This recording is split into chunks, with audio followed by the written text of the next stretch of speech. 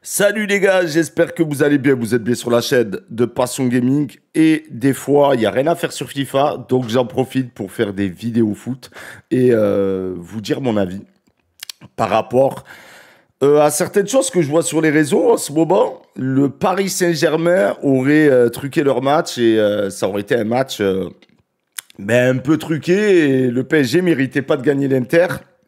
L'Inter était méconnaissable. Donc je vais répondre à ça. Déjà, j'ai fait une vidéo le matin avant le match de la Ligue des Champions pour faire mon pronostic. J'avais pronostiqué le PSG. J'avais dit, je vois pas de quelle façon l'Inter Milan pouvait gagner le PSG. J'ai reçu des messages de haine, que j'étais footix, que, euh, que parce que je suis supporter du Barça, c'est pour ça que j'étais contre l'Inter. Alors, du tout, si t'es supporter du Barça, t'as pas envie que le PSG met 5-0 à l'Inter. Parce que sinon, tu te dis, les gens, ils vont dire, attends, le Barça, ils ont perdu contre l'Inter, nous, on leur met 5-0. Vous connaissez les footix sur Internet. Donc, logiquement, j'aurais été anti-PSG plutôt.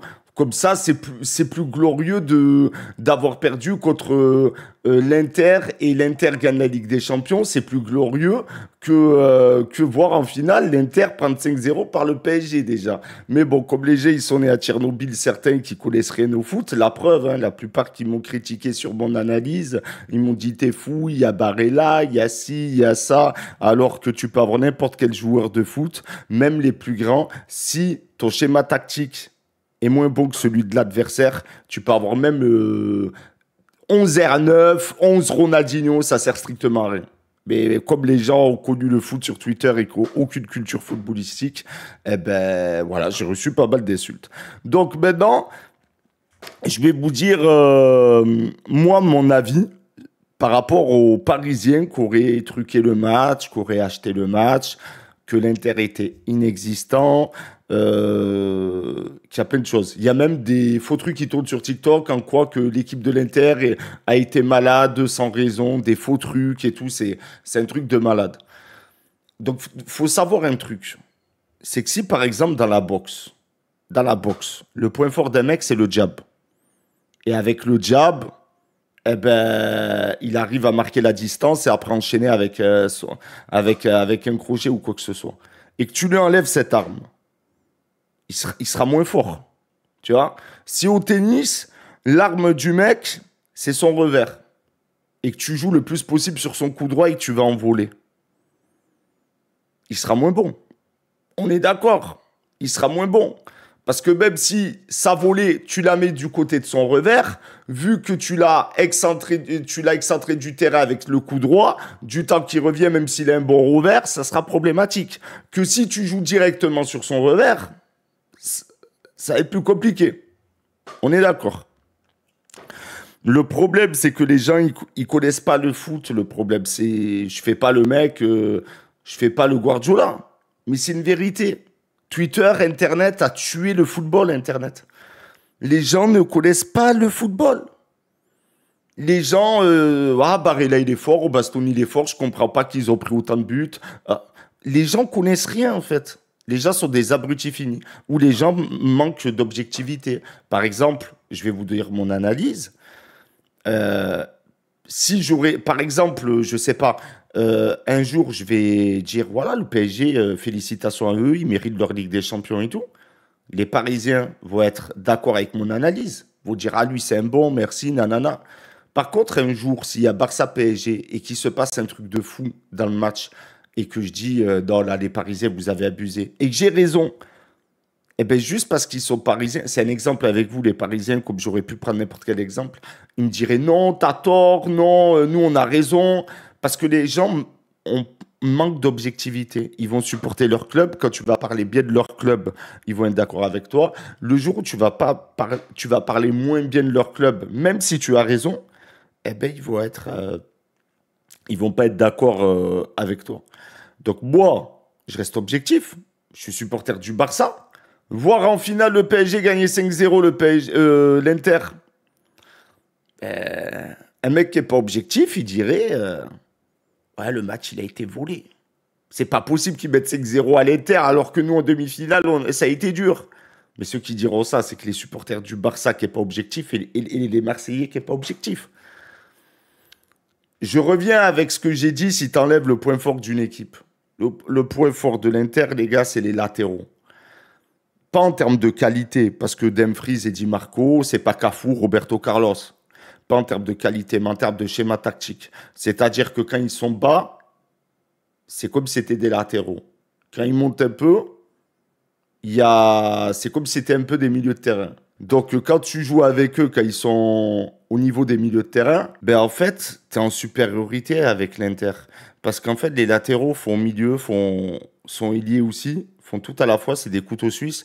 Parce que ils montent, en fait, Di Marco et Dumfries. Et c'est pour ça que tu es en supériorité. Et c'est pour ça que, malgré qu'ils jouent à deux attaquants l'Inter, eh ben, ils n'ont pas de problème à marquer sur les côtés parce que tu as des joueurs comme Dumfries et Di Marco. Mais après, si tu tombes contre une équipe, que tes ailiers font le repli défensif, que tu as des latéraux qui défendent plutôt pas mal, et que tu as des latéraux qui sont offensifs, comme Nuno Mendes et Hakimi. D'accord? C'est des latéraux qui sont offensifs. Ils défendent, mais ils ont des meilleures qualités offensivement. Même si Hakimi sait bien défendre et tout. D'accord?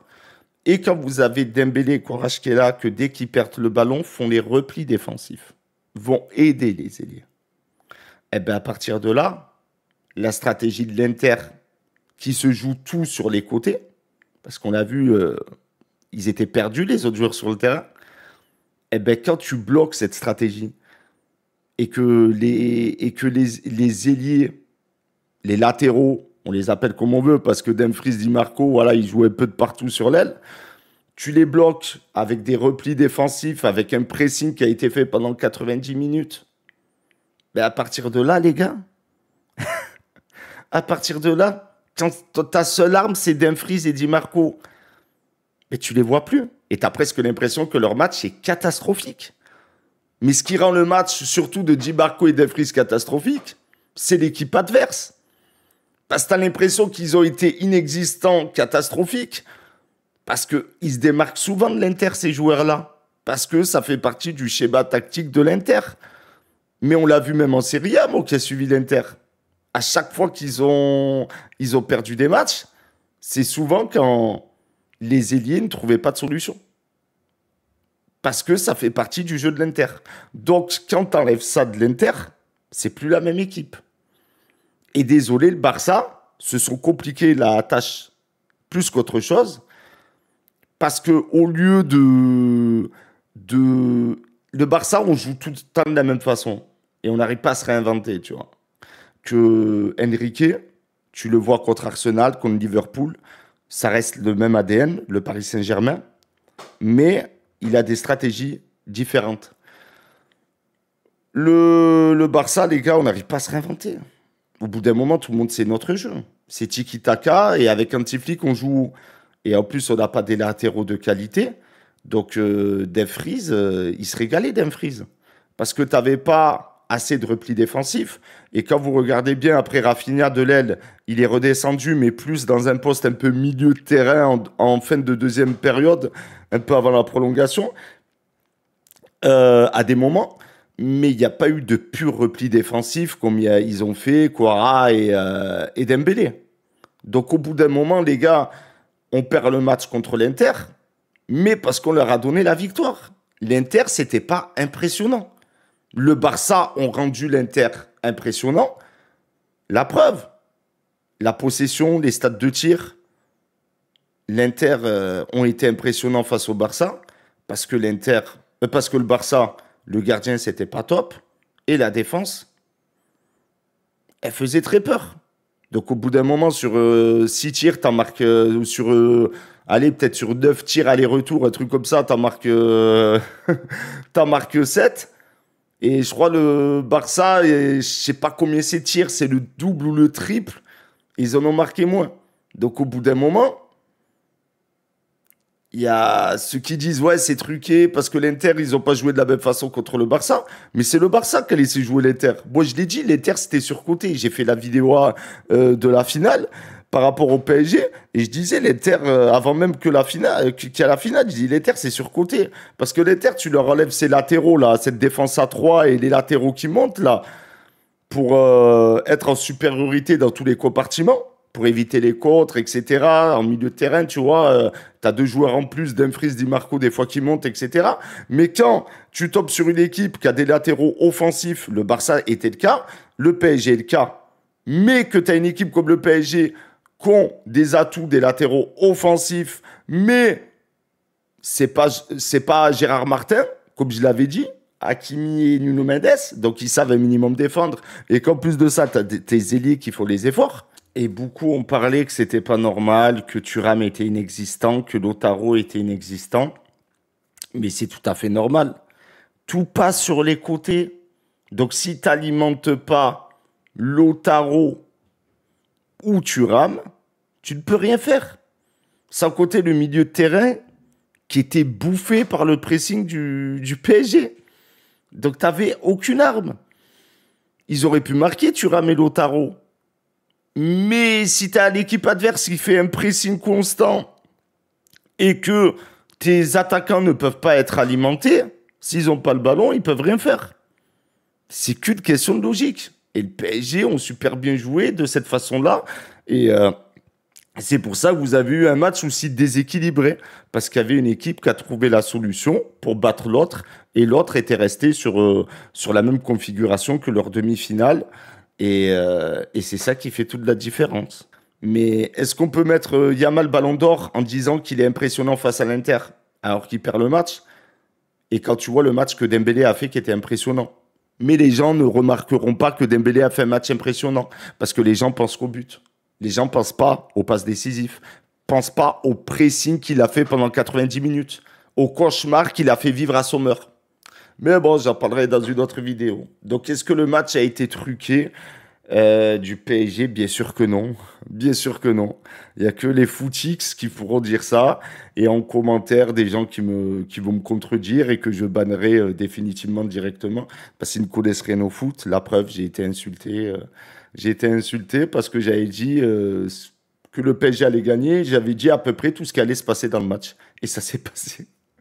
Et les gens, beaucoup ont supprimé leurs commentaires parce qu'en plus, des footix, ils n'ont pas de couilles. Donc voilà, bonne journée à tous. N'hésitez pas à me dire ce que vous en pensez. Je vous dis à bientôt dans une prochaine vidéo. Allez, bye bye.